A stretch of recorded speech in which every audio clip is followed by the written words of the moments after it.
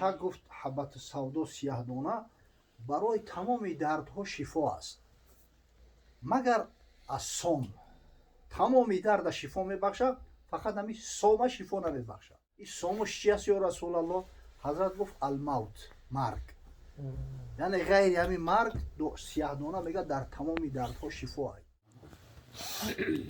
сияҳдонаро дар забони арабӣ ҳаббату савдо мегӯянд. ҳаббату савдо худо сияҳдонаш мегӯем. ҳаббат бедунед охи. алҳамдулиллоҳи раббил оламин ҳоли бисёр омадааст. орди хамир, ҳамин мақсад куфтагишам меояд, баруған омехташам меояд, ҳар намудаш омадааст. мазшам дидем. ҳақиқатан дар тиб бениҳоят манфаати калон дорад. имрӯз илми тиб амира 100% исбот кардагиаст. имом бухорӣ ривоят мекунад аз Холид ибн Саад. Холид ибн Саад як тобеӣ аст.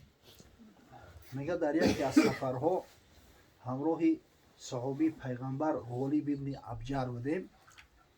ҳазрат бемор шуд, мега ҳамин саҳобӣ бемор шуд, мега мо ҳам дига беморкаш шудем. охи ҳамин то бозгашта омадам, ҳамин Мадинаи Мунаввара омадем. Ғолиб мега Ғолиб ҳам бемор аст. Ғолиб ибн Абҷар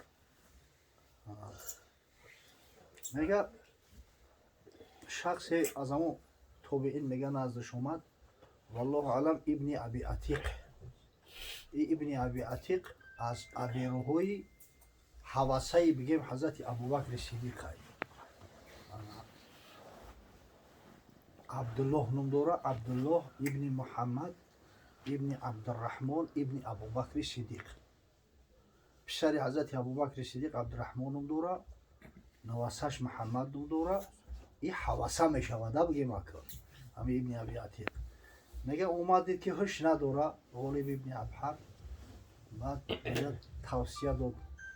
гуфт алайкум биҳубайбати савдо.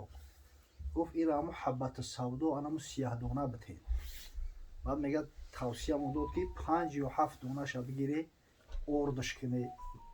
ягон уғрак наби чикенаш мақсад ки орд шававу бо равған якҷояш кинена, дар патои биниш бичкуне. зеро мега ман ин тавсияро аз биби Оишаи модармон разияллоҳу таоло анҳо шунидам, ки боре мега гуфт ки расули худо саллаллоҳу алайҳи васалам гуфт инна ҳазиҳи лҳаббата савдо шифоун мин кулли до илла мин ассом. ҳамин бешак гуфт ҳаббату савдо сияҳдона барои тамоми дардҳо шифо аст, магар аз сом. тамоми дарда шифо мебахшад, фақат ҳамин сома шифо намебахшад. биби Оиша модар мега ки қулту ва мо сом. ин сомаш чи аст ё расулаллоҳ? ҳазрат гуфт алмавт, марг. яъне ғайри ҳамин марг сияҳдона мега дар тамоми дардҳо шифо аст. вақте ки шарҳ метан ҳамин ҳадиса аз ҷумла ҳазрати Бадриддини Айнӣ алайҳи раҳма дар Умдатулқорӣ шарҳи Саҳиҳи Бухорӣ ба худо қасам ҳамин қе овардааст. фактически ягон дарде нест ки ҳамин ҳаббату савдо барош фоида надошта бошад. фақат шаклу суратҳои гуногун қати истифодаш мебарад. баъзеша ба руған аралаш мекарданд, баъзеша ба сирко, баъзе дардода сиркода аралашиш мекунанд. ҳолатҳое мешавад ки маъҷун мекунандаш, ранги хамира мешуранд, ки онам тариш мекунанд, масалан болои захмода мемонанд. ягон дард ранҷе набудааст ки ҳамин ҳаббату савдо як фоидаву манфааташ дар ҳамона мерасида бошад. ина бемори меъдадам фоида дорад, ҳатто касалии қанда фоида дорад.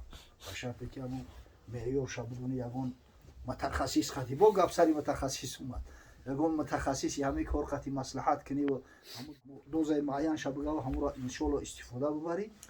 ба яқин агар ҳамин ихлос дошта бошӣ, иншоалло шифо меёбӣ. барои пайғамбари худо саллаллоҳу алайҳи ва саллам гуфт ки ин сияҳдона аз тамоми дардҳо шифо аст, ғайри ҳамин сом. сомаш ҳамин марг аст.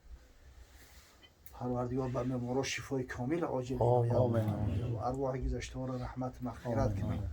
به فرزندان صاحب فرزندای خوب و صالح و صالحه بگردونند که محفل عقیقه‌ش برگزار بسازند.